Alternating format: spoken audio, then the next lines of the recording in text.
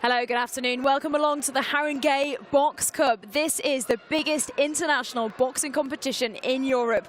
On Friday, it started with 500 boxers registering. Then it went down to 390 boxers who made the weight. Then yesterday, we saw the semi-finals, and today it's all about the finals. Good afternoon. I'm Charlie Webster, and I hope you stay with me for this marathon broadcast because we are live for 7 hours, and we're going to try and show you as many live bouts as we possibly can from the finals. They've already started just behind me. We've had about 3 so far. We have 4 rings going, and in the ring behind me, we're going to show you as many as we possibly can, with plenty of boxing guests as well, including Cathy Brown, the very famous pro boxer Cathy the Bitch Brown. She's going to be joining us too, and in just a moment, just before the bout. And Cathy Brown, thank you very much for joining us. My absolute pleasure.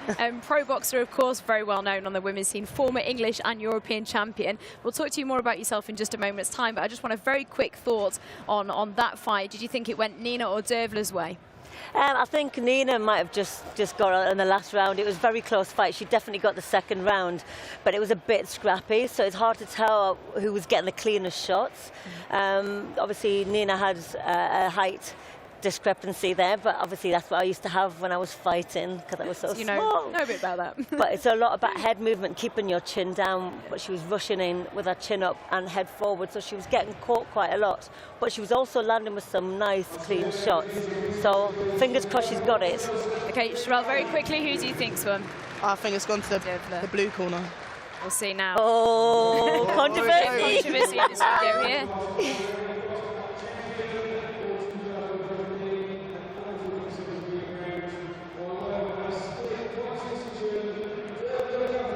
There we go. Yeah, you're right. Sherelle, you got 1 point in this 7-hour broadcast. Congratulations against Cathy. Congratulations to Dervla Duffy there, the Haringey Box champion. She's won gold. Congratulations for Nina, but a fantastic second bout back after her baby. Sherelle, from Dervla's point of view, she boxed extremely cleverly, just making sure that she was in and out of range. No, I definitely agree. I mean, she controlled the range from the third and the fourth, which is easier to score as a judge. I mean, if you hit someone, you step back and they can't hit you, it's clear to see who the winner is. Yeah. Okay. And Cathy, a quick word. What did you think on Dervla's style? You said that you're more familiar with the fact that Nina was smaller and yourself, you were a smaller boxer. How clever was Dervla in the fact that she knew how to work Nina's height range? I think she could have used the height range a little bit better. It's hard for me because the pro game is different from the amateur game. They score it differently. Pro is more about the aggressor as well, and also landing accurate. But amateur is all about technical speed and accuracy. It's a shame that she didn't win. I think she could have capitalised a bit more on even being smaller, because a lot of people feel that when you're small, you've got a huge disadvantage, which I disagree with totally, because I managed to conquer it, but you've got to move your head. You've got to be a bit more skillful as you approach rather than just running straight on, which I think is what she did and why she was getting caught a bit too much. Well, Cathy, do stay with us for the next fight and the decision in just a moment's time. I think we know who we feel up here in the studio. Unanimous decision up here. Yeah. How relaxed was Kelly, Sherelle? The fact that in the end of the third round, she could wink at her opponent. You've actually boxed her, and I am going to say it for you, you've beaten her. Well, I'm just going to say on a split decision. Doesn't matter, win's a win. Yeah, I mean, Kelly's pure class. I mean, that was just shown just now in a display of 1 to 4 rounds. So I think it's quite clear what's going to happen. Absolutely clear. Kelly totally outclassed her, absolutely phenomenally. She didn't win 1 round. She just showed so much skill, so much sharpness, and it was just beautiful to see that skill set for women's boxing. It's really good. Very impressed. Yeah, she was just picking off her shots and using her range and kind of sitting and almost goading Lucy Kerbler in. But what could Lucy Kerbler have done in that Roughed stage? her up a bit more. She got in there, roughed her up, spoiled her. Don't let her dominate the ring so much. We can see that Kelly Harrington has won, as we all thought here, on a unanimous decision. Very happy Kelly Harrington. Huge congratulations for her, the Haringey Box Cup champion. She's a very experienced Irish international, though, isn't she? And you could really see her experience in the ring, Sherelle. I'm just going to say world class. Absolutely world class. I totally agree. What happened was the moment Kelly got her jab off, she was jabbing a hell of a lot more. Controlled the range, controlled angles. I mean, Lucy, there were snippets of when Lucy started to show a little bit of dominance, but it was far too late. Too late. She tried in the fourth round to sort of push herself on her, but it wasn't working. It was too late. She should have done that from the beginning. I mean, you've got to be really good boxer to have beaten her at all, because the movement, the breaking off the line, she's not just in a straight line. It was just, she was relaxed, you know, and she was enjoying it, which is one of the main things that you should be doing out there, is enjoying the moment. Yeah, you can see in the last couple of rounds, Kelly Harrington knew she had it. She was enjoying it, and she was boxing with her hands down and just picking her shots up, and we can actually hit. Not my particular favourite kind of style, though, with the hands down. You don't do that, do you? Yeah, I do. But brilliant all the same. We'll talk about that in just a moment's time. Let's hear from Kelly Harrington herself, who's with Chris Lloyd. Cathy, let's go to you first. Which way do you think it went? Because I was kind of saying Stephanie, but you're saying Stacey. No, at first Stephanie, but I think Stacey then just, as we were talking about, just switched up with the gear. And you have to brawl a boxer. You have to rough them up. You have to get them against the rope, and that's what she was doing. And I think she then dominated the end of the last few rounds of the fight. And I think she sort of planted her mark there. So I really think Stacey's got it. We agree on this one, don't we? Yeah, I think... Well, we didn't on the first one, which she won, but I think we agree on this one. Yeah, I think Stephanie kind of dominated the first two with the range, but Stacey kind of switched gears, so I think it's going to be a split, and it's going to go to Stacey. Yeah, it's a close fight. And it was a split decision as well in the finals. Let's see who's won down ringside then. They're just about to announce the winner between Stacey and Stephanie, and it was Stacey. You were both right. I think we're keeping score sheet, because I think I lost that one. Stacey SpongeBob Copeland. She was definitely not a SpongeBob in that fight, though, I must say. She was a gritty woman. She was excellent inside and outside the ring. Just noting on what she was talking about, the fact that it is quite hard for her and for women to get bouts, and even for men as well.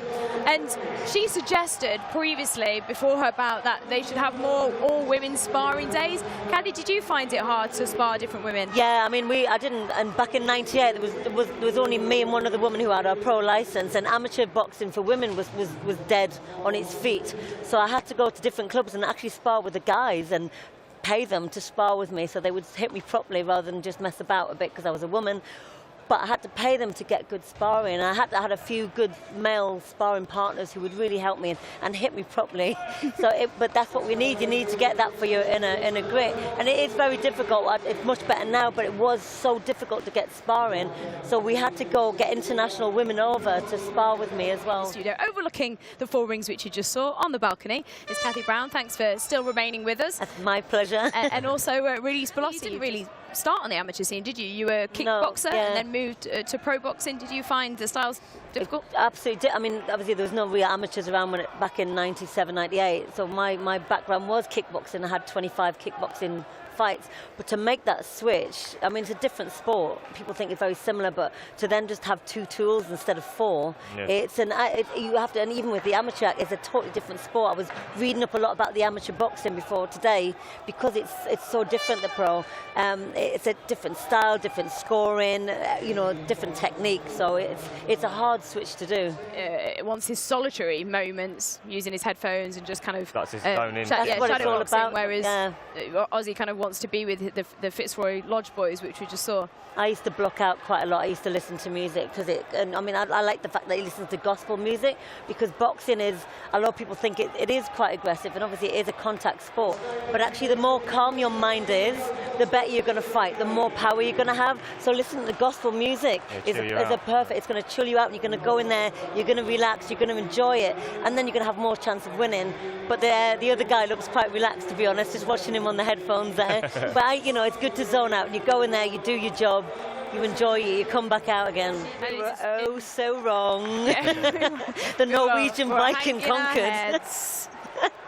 What was it he said? He said, he's so mean he makes medicine look sick. Let's talk us through, Reece, from your point of view, this knockout. Well, I noticed early on when he was jabbing, he come in, thought he'd stand tall. And I thought, if he throws a big right hand like he did a few times, he missed a couple of times and he landed, but because he straightens up quite a bit, so he was a little bit open to it, and he landed it on the money. So you can really see the height difference there, Cathy. Yeah, sorry, I'm just watching the fight. I keep getting absorbed when I'm watching the boxing. He wasn't using his range as well as he could have done, and also I think his work rate needed to be more, because you're in front of a guy who's a brawler who's going to come forward, so your work rate needs to be on your back foot and stopping him as he comes in. You can't stand there and brawl with him, because you can see he's solid on his feet, he's shorter, so he had to be more active, a bit more accurate, hands up nice and tight, and again not standing so up tall. A lot Ozzy can learn from that. Believe it or not, he's only 21 years old. We all learn from losses. Losses isn't a bad thing. We go away, you regroup, you go and you make yourself a better fighter. Thank you and congratulations to Simon Naysater. What a nice gentleman as well. Really polite. Yeah, very nice. polite. He's obviously from Norway, but he actually has come over to London to box out of the White Hart Lane Club because he couldn't get enough bouts. Do you think he's got potential, Cathy? I think he's got definite potential, because he's got the right mindset. He's sicker than medicine. How many times can we get it? But also he's a strong guy, and he can see he plants his feet, and he is. It's quite an exciting fighter to watch. I enjoy watching him fight. You can really see the height difference there, Cathy. Yeah, sorry, I'm just watching the fight. I keep getting absorbed when I'm watching the boxing. Yeah, he wasn't using his range as well as he could have done, and also I think his work rate needed to be more, because you're in front of a guy who's a brawler who's going to come forward, so your work rate needs to be on your back foot and stopping him as he comes in. You can't stand there and brawl with him, because you can see he's solid on his feet, he's shorter, so he had to be more active, a bit more accurate, hands up nice and tight, and again not standing so up tall. A lot Ozzy can learn from that. Believe it or not, he's only 21 years old. We all learn from losses. Losses isn't a bad thing. We go away, you regroup, you go and you make yourself a better fighter. That's the way it goes. Cathy, have you? Never been knocked out. Look at you two, I've never been knocked out. My face has never hit the canvas. I've been out on my feet and carried on fighting, but I was just saying earlier, there was one time I got stunned in the 7th round, and you can see when you watch the video back, you can see the difference between the 7th to the 10th. I've come out as a brawler rather than a boxer, so it's gone into like animal sort of instinct, survival, sort of inner grit, let's just fight. So yeah, no, but I've not been knocked out. What would Ozzy go and work away on, do you think, with Mark Reigate, the coach from Fitzroy Lodge? Probably bending his knees, making himself a little bit smaller, not so upright, get a bit sharper. I mean, his jabs were quite quick, but his timing seemed to be a little bit out. I'm sure he's worked on all of that with Mark, but it's also going back and regrouping and watching the video back himself, because sometimes when someone tells you you're doing something wrong, it doesn't necessarily engage. Sometimes you have to visually see yourself. Oh, actually, because I've filmed a lot of people who are coached now, and they're adamant that they're bringing their hand back to the face, or they're adamant they're doing this, until you film them and you show them, actually, look, this is what you're doing wrong. Oh, right. Then they can go away and understand and work on it a bit better. Reece, you're nodding your head there. We're going to go to a break in just a moment's time, but Reece, would you agree? Yeah, definitely. Those few of my trainers have said the same. That's where she said it. Oh, you keep your right hand up, keep your right hand up after that, and you go, I am, because you subconsciously think you are. Unless you see it like she says on a video, then you can't put it right without physically seeing it. But yes, I understand what she was saying. Well, that was our first